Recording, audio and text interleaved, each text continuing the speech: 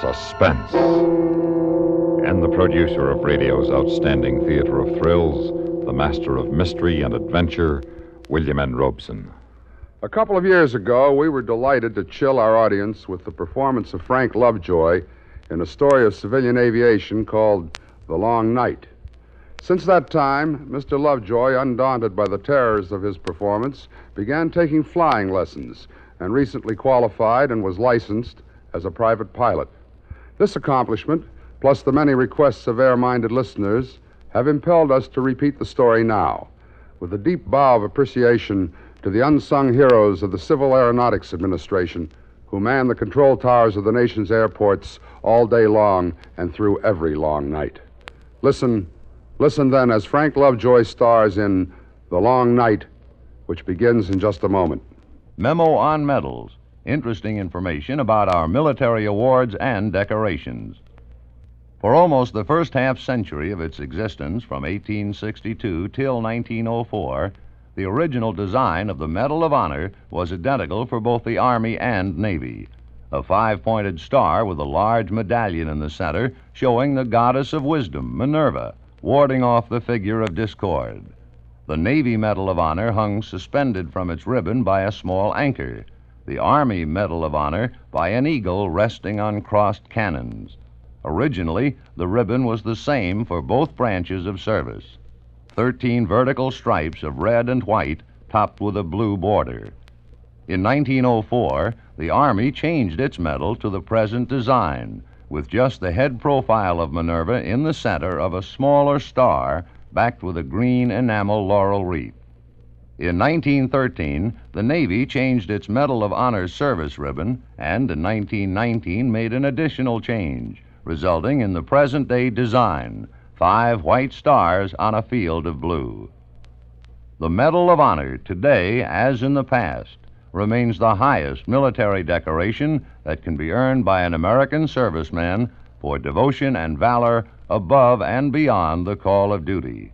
It is an inspiring call to great sacrifice and dedication, undimmed throughout the long years of our history as a free people. And now, The Long Night, starring Frank Lovejoy, a tale well calculated to keep you in suspense. Rockford Radio, this is Delta 2318, over. Delta 2318, this is Rockford Radio. Go ahead. You stand in the airport control tower 90 feet up in the sky over Rockford Field, waiting to go on the night watch. And you listen to the babble of voices that fill the crowded room in an endless series of requests. Requests for an altitude change, request for landing permission, request for the weather. Ceiling 2,200 feet and lowering steadily. Smoke and haze below cloud ceiling, with fog blowing in from the northeast. Cloud, smoke, haze, and fog, and a ceiling getting lower every minute. This is going to be a long night. Okay, Charlie, I'll take it. Yeah, well, happy landing. Yeah. So long, Charlie. Rockford, this is TWA Flight 70, 1000 feet, Medford, 2100. TWA 70, acknowledge. Rockford Tower, this is Beechcraft Bonanza 91457. Beechcraft 91457, this Rockford Tower, over. I've been homing on your range, and apparently my automatic direction finder isn't working right. What seems to be the trouble with your ADF? I don't know exactly. I've been changing from one range to another just like I was told to, and I ought to have been somewhere over Minneapolis long ago. I'm not. All right, 457, we'll work something out for you. Where are you flying from? Indianapolis? What was your last known position?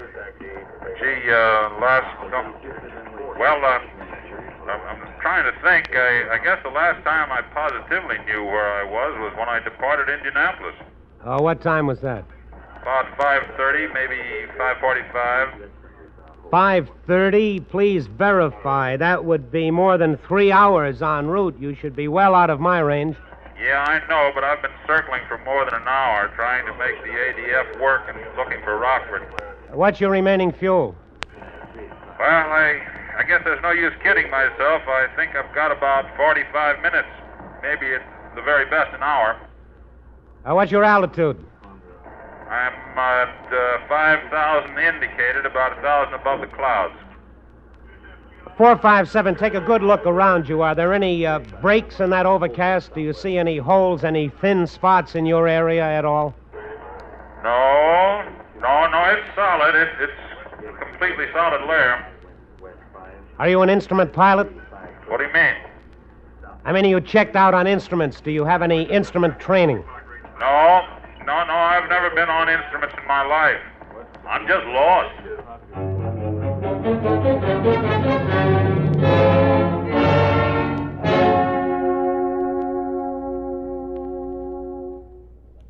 In a moment, we continue with the second act of Suspense. Another visit with Joe and Daphne Forsythe. Ooh, ow, ouch, ooh. What's wrong, Joe? Daphne, have you been using my razor again? Just a little. I was peeling peaches. Oh, fine. Why didn't you change the blade? It feels like you've been sharpening pencils with this thing. Now, just a minute, buddy. It was you who said we could use more economy around here. And I've been saving wherever I can. And by shaving the skin off the peaches... But look at my face. Think how the Red Cross could have used all this blood. It's your own fault. You and your economy. Well, being penny conscious isn't such a bad idea. Not if you use common sense. Take savings bonds, for instance. Here it comes. Go right ahead and scoff. But I got 8 million Americans who agree with me. We all buy savings bonds on the payroll saving plan because we know that investing in bonds is the best way to use our money. We could use some of that money around here. Well, maybe, or maybe we just think we can. When we buy bonds, we guarantee we'll have the money in the future, when we'll certainly need it more. Stop waving that razor. You're splattering me with soap. Well, I don't mean to get excited, but who wouldn't? Where else can a man make an investment that's guaranteed to pay off $4 for every 3? And guaranteed by the credit of the whole U.S. of A. So there. Bravo! Bravo! All right. Now let me change the blade and get back to shaving. I think I'll stay and watch. Why? Because you're so cute when you cut yourself. Oh, fine. And now, starring Frank Lovejoy, Act 2 of The Long Night. You look at the clock, 9:04. You look at the clock and mentally give yourself 45 minutes. 45 minutes to find him, bring him in, and get him on the ground. Your mouth feels dry, you reach for a cigarette, and you do the next thing that must be done. Mike. Yeah. ATC emergency. Roger. This is Rockford Tower. Emergency to all concerned. Emergency landing at Rockford Airport. All aircraft below 8,000 feet within 20 miles of Rockford radio range leave courses immediately and maintain Rockford radio Tower, silence until Beechcraft, 91457. Rockford Tower. Come in, 457. All concerned. Okay, Rockford. Emergency landing at Rockford. Tell me, are you familiar with range orientation? Below 8,000 No, I don't know anything about that either. I'm just a businessman with a new airplane. I know only enough about the radio to tune in the station. 67 Alfred, knowledge. I know I'm lost, though, and need help. These gas tanks aren't getting any fuller. Yes, I know. Now, This is 372. I'm going to try a Rockford. fix on you and bring you in over the Rockford Airport.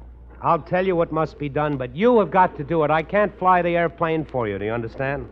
Yeah, okay, Rockford, I understand. I want you to listen very closely to the range signal. Put everything else out of your mind. Listen and describe exactly what you hear. Okay. Hello, Rockford. I hear a code sound. Is that the range? That's right. Now, what does it sound like? Well, it goes da-dit, da-dit. Okay, 457. Now, is it loud or soft? It's pretty loud.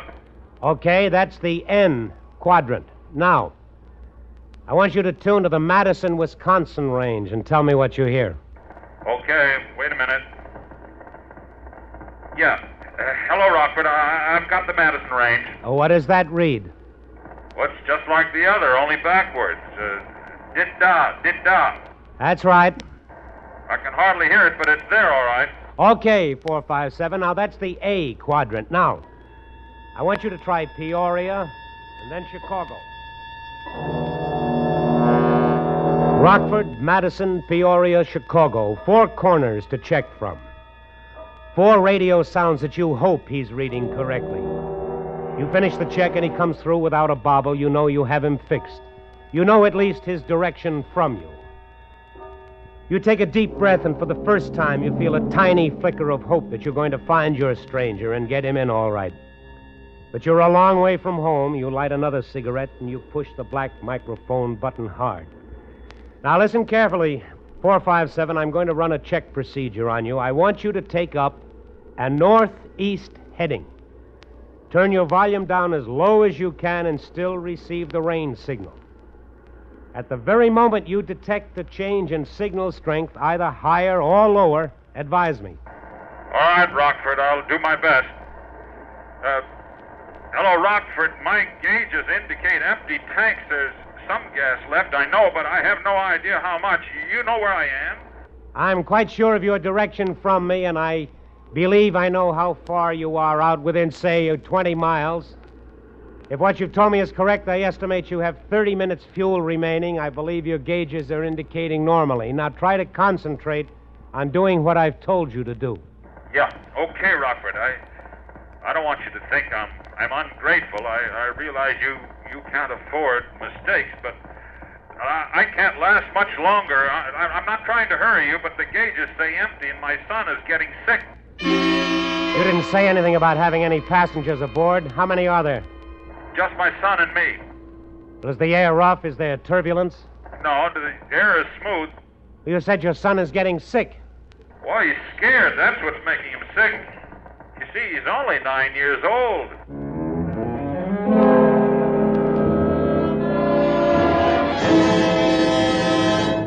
In a moment, we continue with the third act of Suspense.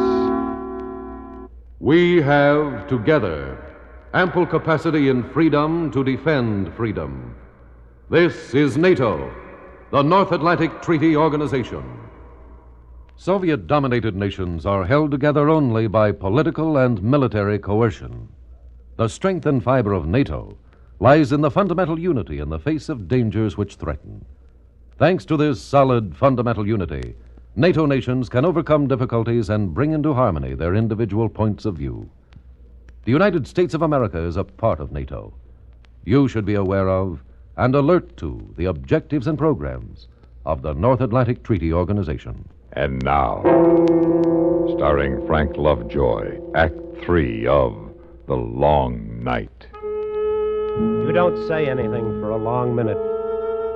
You just stare out into the miserable night and your thoughts are not nice. You think of your own kid and you thank God he's home safely in bed. And now you have an even stronger reason to bring this stranger home. You reach for the microphone button. Now listen carefully, 457. You should be approaching my west leg close into the station. I want you to listen carefully and describe any change in your signal. I won't call you. You call me when you hear anything change. Okay, Rockford. Hello, Rockford. The signal is much louder now, and I'm getting more of a continuous tone in my earphones, although I can still hear that other signal. All right, 457. That's fine. That's good. Now listen carefully. When you hear nothing but a tone, when there's nothing but a loud buzz in your ears, I want you to turn right to 93 degrees on your compass. Do you understand me? Yeah, I understand. Turn right to 93 degrees on the compass when I hear a loud tone. That is correct. The tone is strong now. I don't hear the other signal, nothing but the tone. Shall I? Yes, turn right. Turn to 93 degrees and advise. Advise? Advise when on course. When on 93 degrees, advise. Oh, Roger. Advise when I... Oh, I'm on course now on 93. Good. You're approaching the range now, almost over the station. The range is about 2 miles from where I'm sitting. The signal you hear will continue to increase in volume until you cross the range. At that time, it will fade out quickly, and for a moment you may hear nothing. Then it will increase again rapidly. Now, at the very instant your signal fades, I want you to make an immediate left turn to a heading of 45 degrees. You take that heading and advise. Understand? I understand. Mike. Yeah. Get on the phone and alert the local police and fire departments. Tell them what we've got. Roger. Get all the lights on the field and the runway markers. We get them down through this, he won't have any time to spend looking for the field. Yeah, will do. That is, if we get him down through it.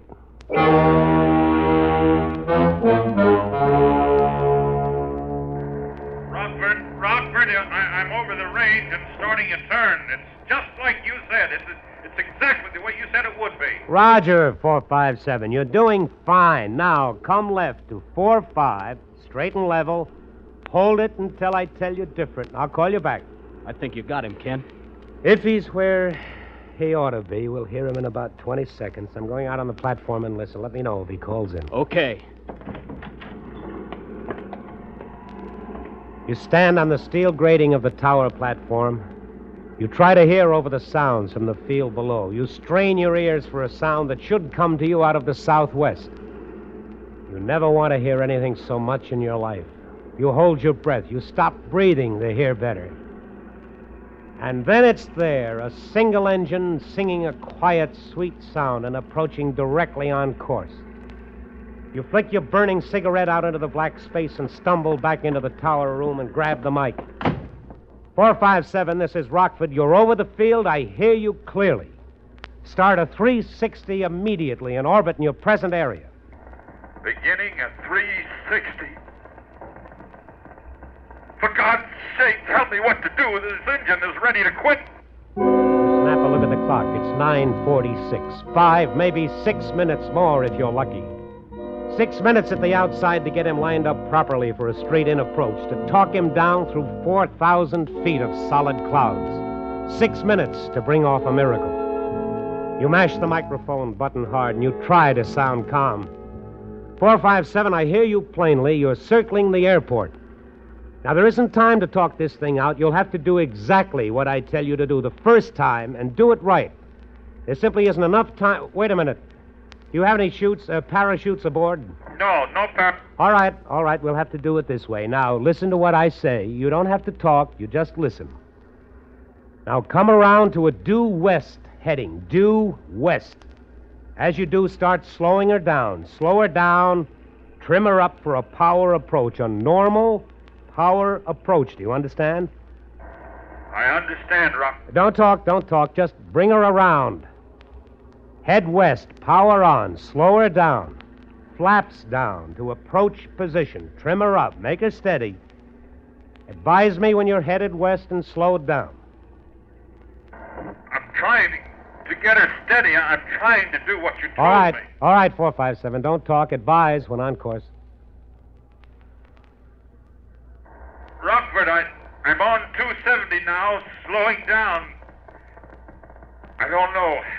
I just don't know. I know you don't know. All we can do is try.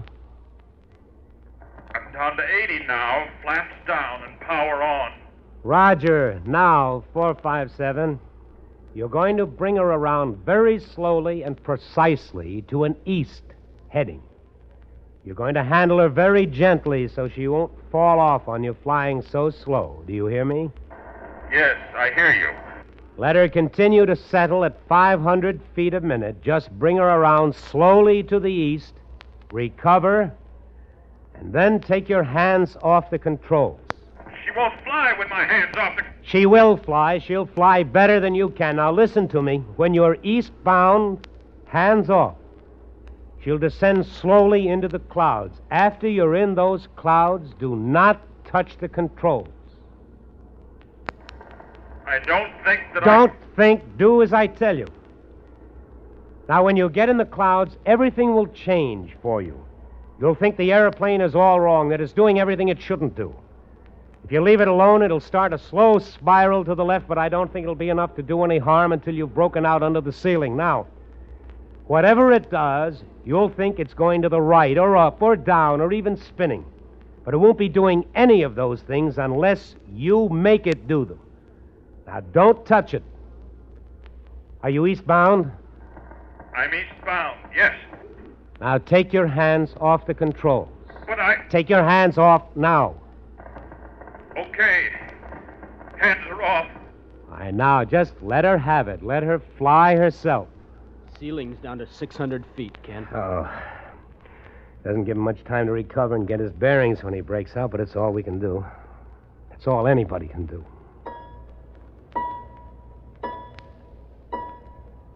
You stand there waiting. You're only too aware of what can be happening in the cabin of Beechcraft 457, sweating out each second of the time with a terrified pilot and his deathly scared kid. You wonder if this man, this stranger, and yet no longer a stranger, can keep his fantasies under control for the long letdown.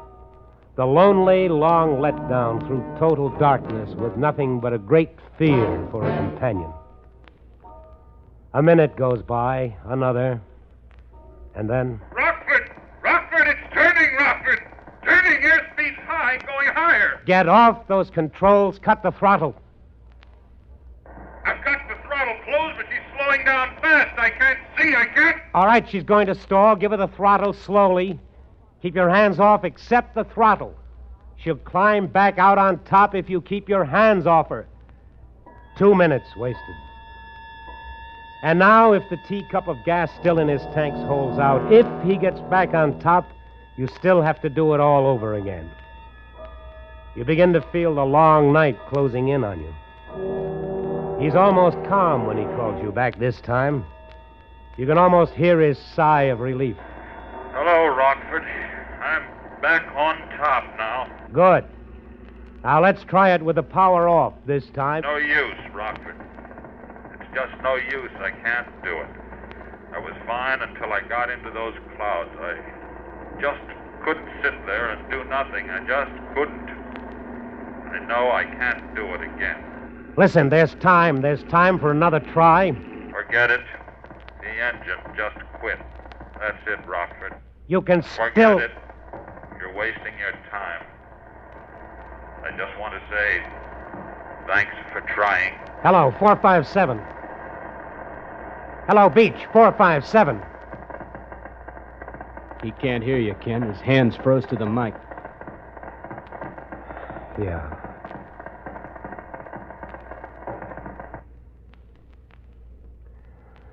You better hit the crash button. Roger.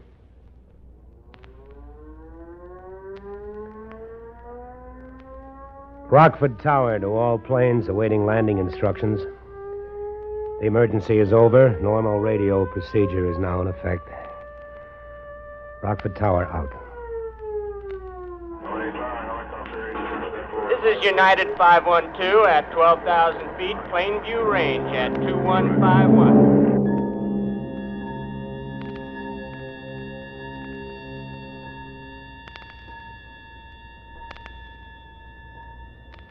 Suspense, in which Frank Lovejoy starred in William N. Robeson's production of The Long Night, adapted by Sam Pierce from the story by Lowell D. Blanton.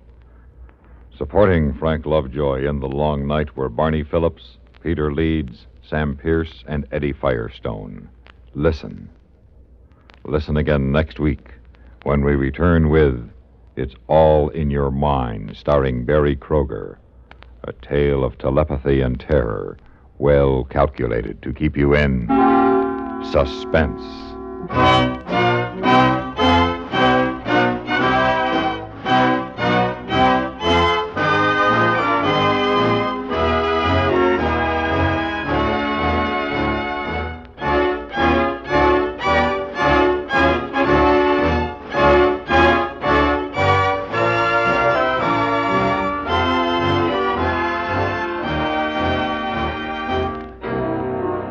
This is the United States Armed Forces Radio and Television Service.